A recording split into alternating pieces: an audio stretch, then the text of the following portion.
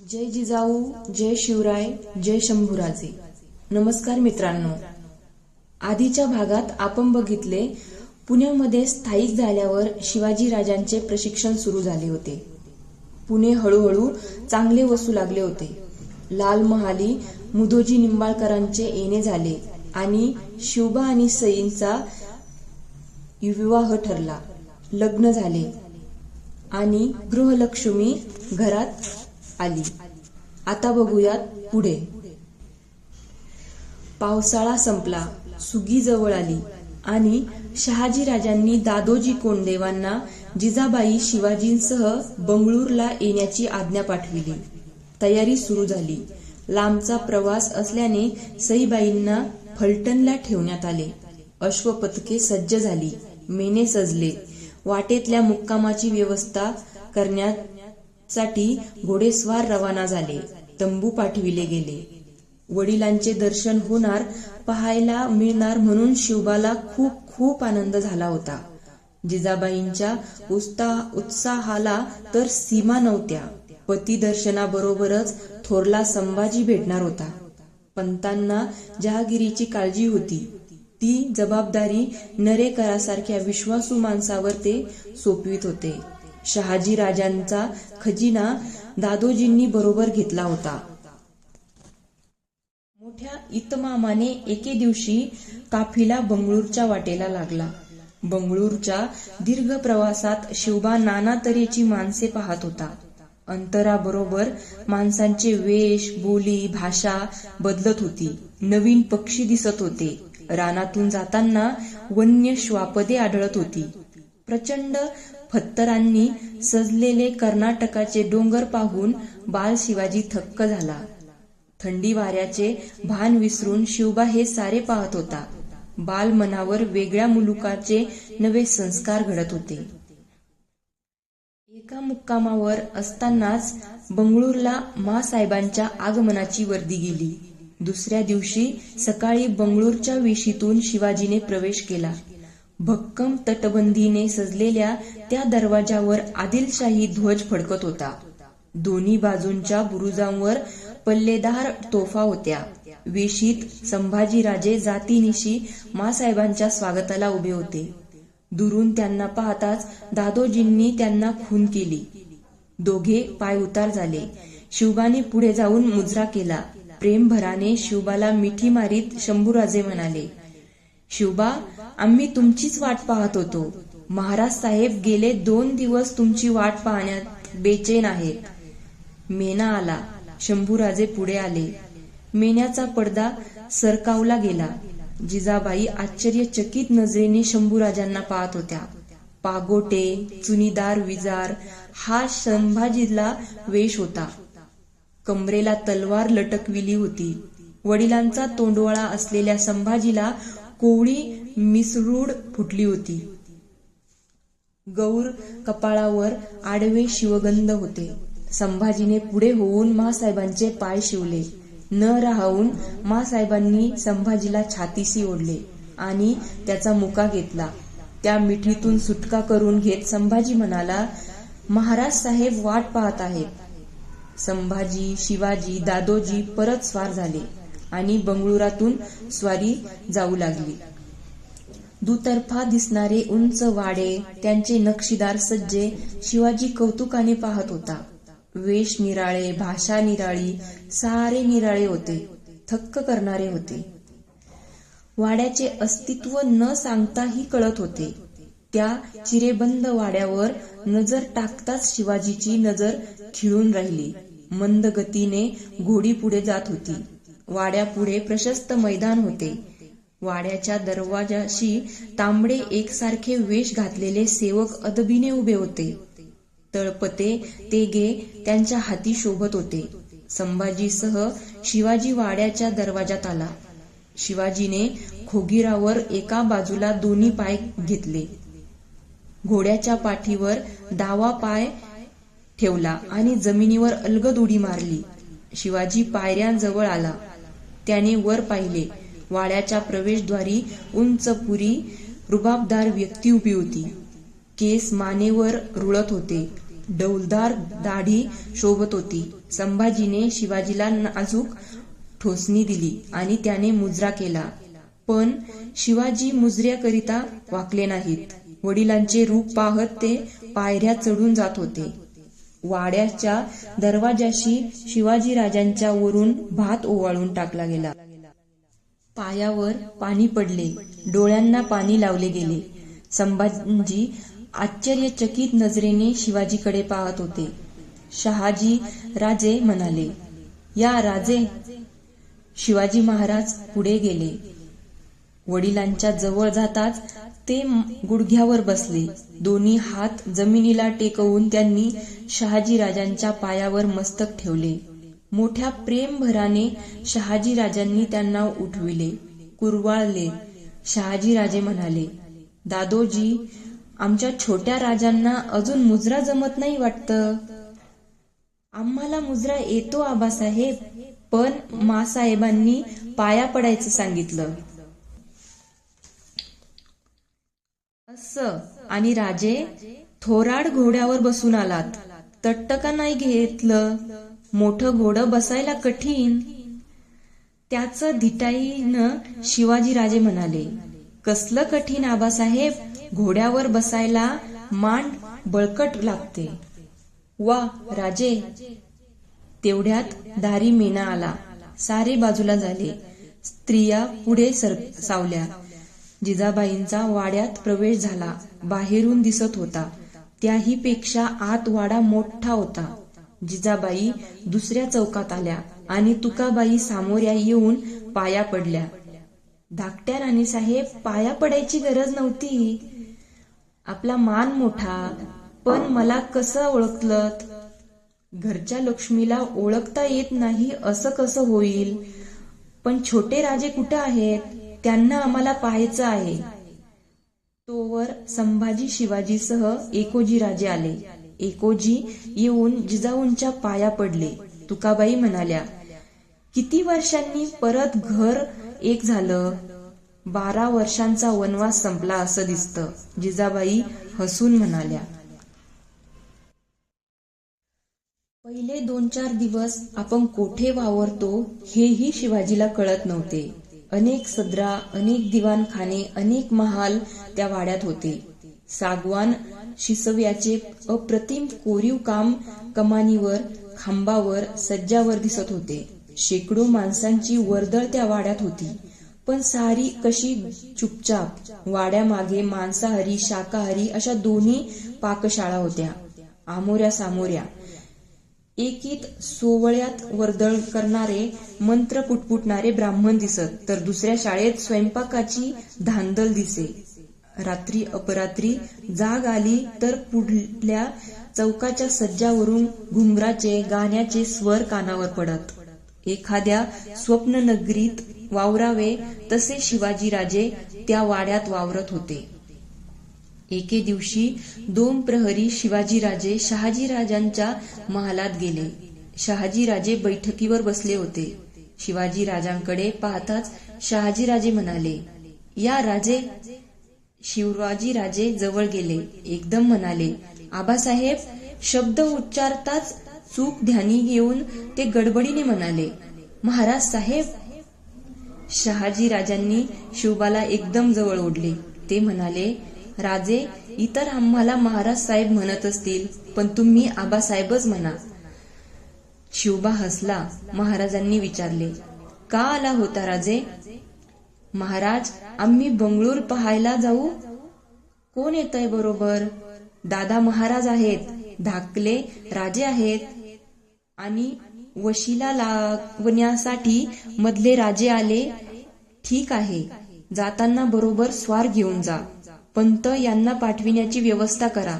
दिवस मावळायच्या आत परत या. शिवाजीराजे त्या लवलाईच्या शहरातून फिरत होते. नानाविध वस्त्रांनी, भांड्यांनी सजलेल्या पेठा पाहत होते. रस्त्याने जात असता अचानक शिवाजीराजांनी नजर खिळली. ते जवळच्या संभाजीला म्हणाले, दादा, ते पहा. 2 गोरे उंचपुरे इसम रस्त्याने जात होते. त्यांच्या डोक्यावर केसांचे टोप होते. पायातल्या बंद वाहनांच्या टाचा खूप उंच होत्या. संभाजीराजे म्हणाले, राजे, ते फिरंगी व्यापारी. कुठं असतात हे लोक?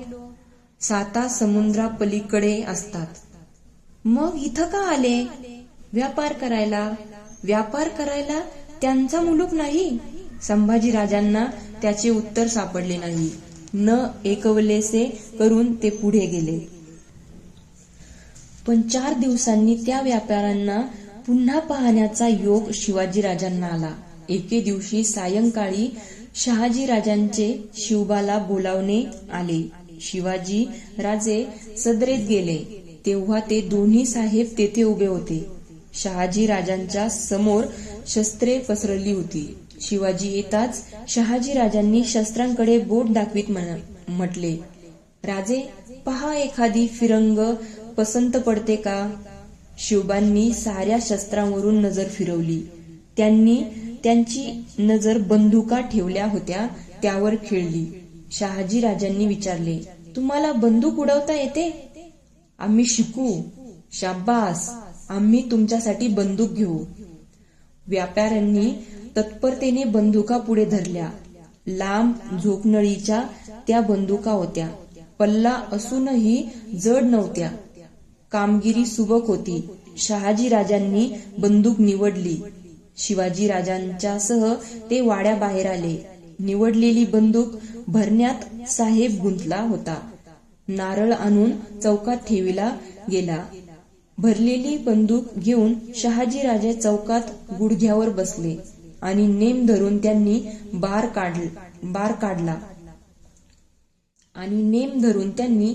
काढला. नारळ फुटला. शहाजीराजे म्हणाले, राजे, हे हत्यार चांगलं आहे. धक्का फारसा देत नाही. ही बंदूक तुमची. आमची आठवण म्हणून बाळगा. उद्या शिकार हवालदाराला सांगेल, तो बंदूक चालवायला शिकवेल. महाराजांनी शिवबाला बंदूक दिल्याचे साऱ्या महालात झाले. शहाजीराजांना शिवबाचा सहवास फार आवडे. जे मातब्बर सरदार घरी येत त्यांना ते शिवबाची ओळख करून देत असत. म्हणत, हा जन्माला आला आणि सगळं चांगलं झालं. आयुष्याची वणवण संपली. शहाजीराजे बाहेर निघाले तरी शिवबाला घेऊन जात. शिवबांच्या शंकांना उत्तरे देता देता त्यांना पुरे होऊन जाई. तुकाबाई जिजाऊ महालात असता अचानक शहाजीराजे आत आले. दोघी गडबडीने उठून उभ्या राहिल्या. जिजाऊंकडे पाहत शहाजीराजे म्हणाले, दादोजी आम्हाला हिशेब सांगत होते. मोठं धामधुमीनं शिवबाचं लग्न केलं म्हणे. घाबरून जिजाबाई म्हणाल्या, खर्च फार झाला का? आणखीन का केला नाही याची तक्रार आहे. आम्हाला कळवायचं होतं. आम्ही आमचा हत्ती पाठविला असता वरातीला. आपण येणार म्हणून सारे वाट पाहत होते. मनात असूनही ते आम्हाला जमलं नाही. शिवबाचं लग्न पाहायचं फार मनात होतं. मग आणखीन एक लग्न करू, तुकाबाई म्हणाल्या. खरंच की, आम्ही नाही ते लग्न कसलं, पण नवरी ती मी पाहिली. आमच्या मोहित्यांची सोयरा आहे ना, नक्षत्रासारखी मुलगी आहे. खरंच ठरवून टाकू लग्न. आपण आनंदाने. शहाजीराजे बाहेर गेले. जिजाबाईंना एवढे तडाफडकी ठरणारे लग्न आवडले नाही. त्या म्हणाल्या, एक लग्न नुकतंच झालं. तोवर राजांना अनेक लग्न शोभून दिसतात. पहिली केली ती निंबाळकरांची ना? हो, मोहिते घरानं मोठं तोलाचं. तुकाबाईंच्याकडे नजर रोखीत जिजाबाई म्हणाल्या, मालोजी रावांच्या दीपाबाई निंबाळकर घराण्यातल्याच. हो, पण तेव्हा थोरले मामंजी बारगीर होते, हे विसरला? बारगिराचे राजे झाले ना. वनवासी पडलेला चंद्रहास राजा अन्नाला लागला, सम्राट झाला. कुळ पराक्रमानं पाहिलं जातं. धाकट्याबाई, सोयरीक नको म्हणून इकडं सांगायचं का? तसं केव्हा म्हटलं मी आपलं बोलून दाखविलं. तुकाबाईंच्या चेहऱ्यावर मंद स्मिताची लाट उमटली. राजा बोले दळ हाले, तशी हा म्हणता सोयरीक ठरली. मोठ्या धूमधडाक्याने लग्नाचा बार उडाला. सुवर्ण अंबारीतून नवरा नवरीची वरात काढली. तोफांच्या बंदुकांच्या आवाजांनी सारे बंगळूर शहर दुमदुमून गेले. शहाजीराजांची इच्छा पूर्ण झाली. शहाजीराजांचा सारा थाट ऐश्वर्य संपन्न. स्नान, पूजा अर्चा, काव्यचर्चा, आयुध घराची पाहणी, लष्कर तपासणी, बाग बगीचे, रात्री नाचरंग, नृत्य गायन, शृंगार यात शहाजीराजांचे दिवस जात. पहाटे भाटांच्या आवाजाने जागा झालेला वाडा मध्यरात्रीला शृंगार रसात झोपी जाई. या दोन्हीत दिवस रात्रीचा फरक होता. मोहिमा मृगया सोडली तर दिनक्रम हाच असे. शिवाजीला प्रत्येक गोष्टीचे नवल वाटे. वाड्यावर भेटायला येत ते सरदार, मानकरी, शास्त्री असत. कोणी घोड्यावरून, कोणी पालखीतून आपल्या इतमामाने भेटायला येई. कुणाचे आगमन चौघड्याच्या इशारतीने कळे तर कुणाचे शिंगाच्या आवाजाने. 2 प्रहरी शिवाजी जिजाऊंच्या जवळ बसले होते. तुकाबाई पण तेथेच होत्या. एकदम शिवाजीने विचारले, आई, आपल्याकडे माणसं येतात तशी इथं का येत नाहीत? दोघींनी शिवाजीकडे पाहिले. जिजाऊ म्हणाल्या, काय म्हणतोस तू? अरे, इथं कितीतरी सरदार उमराव येतात. ते नव्हे, आपल्याकडे कसे पाटील येतात, नानू वस्ताद येतो, मावळे येतात. तुकाबाई छन्नी हसूला म्हणाल्या, शिवाजीराजे, हे महाराजांचे ठिकाण आहे. इथं तसली माणसं कशी येतील? राजांच्या घरी राजेच यायचे. राजे कुणाचे? प्रजेचे. मग ज्या राजाच्या घरी प्रजा जायला भीते तो राजा कसला? रामायणात राम वनवासात निघाले तर सारे त्यांना पोहोचवायला शहराबाहेर गेले. गुवकाला रामांनी मिठी मारली, तो खरा राजा ना आई? तुकाबाईंचा चेहरा गंभीर झाला. जिजाबाई म्हणाल्या, जा खेळ जा रे बाहेर. बघ दादा, एकोजी राजे कुठं आहेत ते? शिवबा बाहेर गेला, पण त्याची शंका तशीच राहिली. बंगळूरला शिवाजी इतके दिवस राहिला, पण त्याचे मन तिथे रमेना. नव्या नव्या गोष्टी दिसत होत्या, पण त्या साऱ्यांचा कंटाळा वाटत होता. शिवाजीराजांना आठवत होते पुणे. नजरेसमोर येत होते शिवापूर वाड्यात येणारे मावळे, पण हे सांगायचे कुणाला? सकाळी स्नान करून शिवाजी वडिलांच्या दर्शनाला गेला, पण महाली शहाजीराजे नव्हते. चौकशी करता ते वाड्याच्या बाहेर आहेत असे कळले. शिवाजीराजे बाहेर धावले. वाड्याच्या दारावर शिवाजीराजांचे पाय थबकले. बाहेरच्या पटांगणात 2 घोडी उभी होती. महाराज दोन्ही घोडी पाहत होते. आजूबाजूला दादोजी, संभाजी वगैरे मंडळी होती. शिवाजीला पाहताच महाराज म्हणाले, या राजे. शिवबा गेले. शहाजीराजांच्या पाया पडले. पंतांच्याकडे पाहत शहाजीराजे म्हणाले, आता छोटे राजेच परीक्षा करू देत. शिवबा, यातलं उजवं जनावर कोणतं ते सांगा. दोन्ही घोडे सारखे, एका उंचीचे, पांढरे शुभ्र. शिवाजीराजे तज्ञासारखे घोड्याभोवती फिरत होते. सारे कौतुकाने राजांकडे पाहत होते. त्यांची ऐट निरखीत होते. उजव्या घोड्याजवळ ते गेले. त्याच्या ओठाळीला हात लावीत असता शहाजीराजे म्हणाले, राजे, चावेल. हा चावणार नाही. हा चांगला घोडा आहे. अश्वपरीक्षेसाठी आणलेला महम्मद आश्चर्यचकित झाला. तो म्हणाला, अल्हम्दुलिल्लाह. उमर लहान पण जानकारी केवढी. राजे, तो घोडा काय वाईट आहे? पायात बेडी आहे, कपाळावर उतरंड आहे. केव्हा बुजेल याचा नेम कुणी द्यावा? राजांनी सांगितले. पंत, राजांना हे ज्ञान कसं? नेहमी पागेतच असतात राजे. घोड्यावर भारी प्रेम आहे राजांचं. तेच लक्षण मोठं. आता आमचे शंभूराजे आहेत. संस्कृत सुरेख जाणतात. संस्कृत काव्य करतात. काव्य चर्चेत भाग घेतात. पण ही लक्षण त्यांच्या जवळ नाहीत.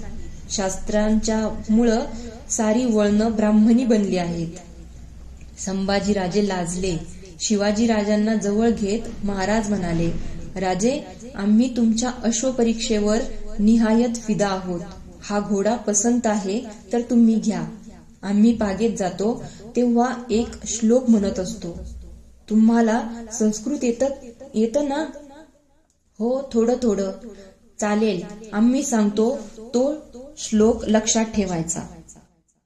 यस्याश्वा तस्य राज्य, यस्याश्वा तस्य मेदिनी, यस्याश्वा तस्य सौख्य, यस्याश्वा तस्य साम्राज्यम. लक्षात राहील? नाही राहिला तर पाठ करून घेऊ राजे. ज्याच्या घरी हे ऐश्वर्य आहे त्याचंच राज्य अभेद्य असतं, हे विसरू नका. आणि पंतांच्याकडे वळून ते म्हणाले, पंत, आज संध्याकाळी आमच्या शिवाजीराजांची दृष्ट काढायला सांगा. आमचीच दृष्ट लागायची त्यांना. रात्री एकोजींनी घोड्याचा हट्ट तुकाबाईंच्याकडे धरला. एकोजीला जवळ घेत जिजाबाईंच्याकडे पाहत तुकोबाई म्हणाल्या, राजे, तुम्हाला घोडा कसा मिळणार? शिवाजीराजे लाडके आणि तुम्ही सगळ्यांत धाकटे. तुमच्या नशिबी घोडा नाही. ते शब्द काळीच कात्रीत गेले. पण जिजाबाई काही बोलल्या नाहीत. रात्री जेवण झाली. जिजाबाई महालात आल्या. शिवाजी, संभाजी या दोघांची शय्या मोकळी होती. रात्र पुष्कळ झाली होती. अशा रात्री जेवून ही मुले कोठे गेली हे त्यांना समजेना. जिजाऊंनी नोकरांना दोघांना हुडकण्यासाठी पाठविले. जेव्हा ते दोघे आले तेव्हा शिवाजीराजांची नजर चोरटी बनली होती. जिजाऊंनी विचारले, कुठं सापडले हे दोघे? नाच महालात गाणं चाललंय नव, तिथं स्वाऱ्या होत्या. नाच महालात? जिजाबाई उद्गारल्या. आत नव, बाहेरूनच चोरून आत बघत होते. जा तू. नोकर गेला. जिजाबाईंनी दोघांवरून नजर फिरवली. त्यांचा स्वर करडा बनला. राजे, हे खरं? शिवबा काही बोलला नाही. कुणाला विचारून गेला होतात राजे? सांगितलं नव्हतं रात्री बाहेरच्या चौकात जायचं नाही म्हणून? शिवाजीचा चेहरा गोरामोरा झाला. रडकुंडीच्या आवाजात तो म्हणाला, दादा महाराज म्हणाले चल गंमत बघूया. अन तुम्ही नाच गाणं तेही चोरून पाहायला गेलात? शरम वाटली नाही? चढता आवाज ऐकून तुकाबाई आत आल्या. शिवाजी रडत होता. त्याला जवळ घेत त्या म्हणाल्या, राणीसाहेब, नाच गाणं पाहिलं म्हणून काय झालं? राजांच्या मुलांनी हे पाहायचं नाही तर कुणी? बाई, लहान असलीस तरी हात जोडते, तू यात पडू नको. आणि त्यांनी शिवाजीराजांना धरून ओढले. उगीच लहान सहान गोष्टीवर कसलं रागवायचं? हे चालायचंच.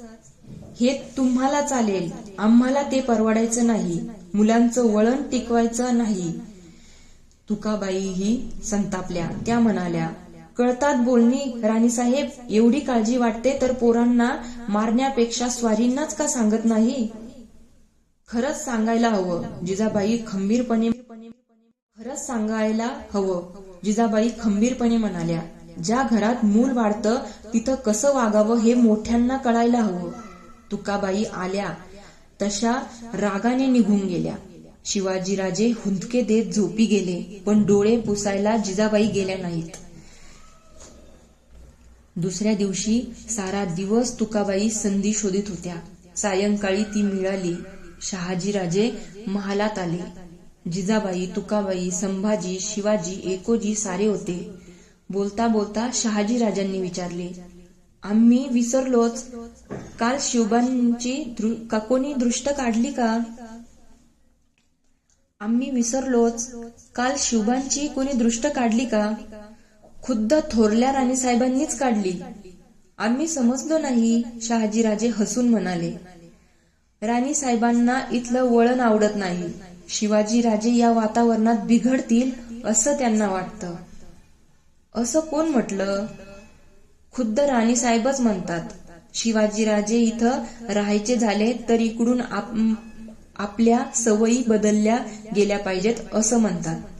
मतलब गंभीर होत महाराज म्हणाले, काल नाचीच्या महालात शिवाजीराजे गाणं ऐकत होते, मग ते बंद झालं पाहिजे असा राणीसाहेबांचा आग्रह आहे. खरं? जिजाऊंच्याकडे नजर रोखीत शहाजीराजांनी विचारले. जिजाबाई काही बोलल्या नाहीत. तुकाबाई विजयाने पाहत होत्या. शहाजीराजे एकदम आसनावरून उठले. बाहेर जात असता ते म्हणाले, आमच्या सवयी बदलणं कठीण. ते वयही आता राहिलं नाही. राणीसाहेबांना आमच्या सहवास शिवाजीराजे बिघडतील असं वाटत असेल तर त्यांनी खुशाल त्यांना घेऊन जावं. महाराज निघून गेले. जिजाऊंनी डोळ्यांना पदर लावला. तुकाबाई म्हणाल्या, बघा बाई, तुम्हीच म्हणालात सांगा म्हणून. जिजाबाईंनी पुष्कळ विचार केला. तुकाबाईंचा वाढता कडवटपणा दिसत होता. एखाद्या दिवशी काही मोठे प्रकरण होऊन जाण्यापेक्षा आताच तो निर्णय केलेला बरा असे जिजाबाईंना वाटले. एके दिवशी मन घट्ट करून त्यांनी शहाजीराजांना निर्णय सांगून टाकला. शिवाजीराजे पुण्याला जाणार हे साऱ्या वाड्यात पसरले. दीड वर्षाच्या काळात शहाजीराजांना शिवाजीचा लळा लागला होता. ते शिवाजीला शक्य तेवढे जवळ बाळगीत असत. सकाळी शिवाजीराजे पाया पडण्यासाठी आले असता महाराज म्हणाले, राजे, आता तुम्ही पुण्याला जाणार, आमची आठवण येईल ना? आबासाहेब म्हणत शिवाजीराजे महाराजांना बिलगले. हा हा राजे, पुरुष कधी रडतात का? कंठ दाटून आल्याने शहाजीराजांचा स्वर घोगरा झाला होता. शेजारी दादोजी हे पाहत उभे होते. शहाजीराजे म्हणाले, दादोजी, आम्ही देखील पुण्याला येऊ लवकरच. खरंच याल? शिवबांनी हसत विचारले. अगदी खरं. आता तुम्ही जहागीरदार. तुम्ही आज्ञा केलीत की आम्ही आलोच. आमची कुठं आहे जहागीर? शिवबांनी विचारले. मग आहे ती कुणाची? आपली. राजे, दादोजींनी दटावले. शिवाजीराजे कावरे बावरे झाले. काय चुकले हे त्यांना कळेना. राजांना जवळ घेत शहाजीराजे म्हणाले, दादोजी, राजांचं खरं आहे. आपलं म्हटल्याखेरीज प्रेम निर्माण होत नाही. पंत, आपण मुलांना खेळायला घोडा देतो, बंदूक देतो, तलवार देतो. कशा करता? ती तयार व्हावी म्हणून ना. मग जहागीरदार तयार करायचा झाला तर जहागीर नको. पंत, आमच्या जहागिरीतला 36 गावांचा मोकासा राजांच्या नावे आम्ही पूर्वीच केला आहे. नाव मात्र दप्तरी न राहता त्याचा अंमल सुरू करा. राजांच्या नावाची मुद्रा कागदोपत्री होऊ दे. राजे ही जहागीर राखतील, तर पुणे जहागीर तुमची. पंत म्हणाले, राजे, पाया पडा. नशीब थोर म्हणून असा पिता मिळाला. आमचं भाग्य थोर म्हणून हे पाहायला मिळालं. शिवबांनी शहाजीराजांच्या पायावर मस्तक ठेवले. त्यांना हृदयाशी कवटाळीत शहाजीराजे पंतांना म्हणाले, पंत, या पोरानं वेड लावलं. उद्या हा गेला म्हणजे करमायचं नाही. राजांना चांगलं वाढवलत तुम्ही. आमच्या म्हातारपणाची ददात मिटवलीत. पंतांचे डोळे ओले झाले. उपरण्याने त्यांनी डोळे पुसले. दुसऱ्या दिवशी शहाजीराजांच्या जहागिरीचा सारा तपशील तयार झाला. खास आपल्या विश्वासातील माणसे महाराजांनी शिवाजीराजांना दिली. पेशवे म्हणून शामराव निळकंठ, नारोपंत दीक्षितांचे चुलत भाऊ बाळकृष्णपंत अमात्य म्हणून पाठविण्याचे ठरले. त्याखेरीज जहागिरीचे मुतालिक म्हणून दादोजी पंतांची नेमणूक होती. ती निराळीच. शिवाजीराजांची परतण्याची तयारी होत होती. धीर करून जिजाबाईंनी शहाजीराजांना विचारले, संभाजीला थोडे दिवस नेऊ का? नको राणीसाहेब, संभाजी आमच्या वातावरणात वाढले. ते इथं रमलेत. राहू दे त्यांना इथंच. आपला राग जाणार नाही का? रागाच्या भरात बोलून, आम्ही रागानं म्हणत नाही, आम्हालाही तुमचा विचार पटला, म्हणूनच आम्ही शिवाजीराजांना पाठवतोय. त्यांना पाहून आम्हाला आनंद झाला. आम्ही शंभूराजांना मोठे करतो, तुम्ही शिवाजीराजांना करा. आणि हसत जिजाऊंच्याकडे पाहत ते म्हणाले, पाहू कोण सरस ठरतं ते. जायचा दिवस आला. भरल्या डोळ्यांनी जिजाबाईंनी साऱ्यांचा निरोप घेतला. शिवाजीराजे शहाजीराजांच्या पाया पडताच शहाजीराजांनी शिवाजीराजांना कवटाळले. त्यांच्या कपाळावर चुंबन घेतले. ते दादोजींना म्हणाले, पंत, राजांना सांभाळा, त्यांना मोठं करा. आमची अमानत तुमच्या विश्वासावर तुमच्या हवाले करीत आहो. जीव मोलानं त्याचा सांभाळ करा. गावाबाहेर पहिल्या मुक्कामापर्यंत संभाजीराजे जिजाऊंना पोचवायला आले होते. दुसऱ्या दिवशी पहाटे जिजाबाई काफिल्यासह पुण्याची वाटचाल करू लागल्या. संभाजी अश्वपथकासह बंगळुरी परत गेले.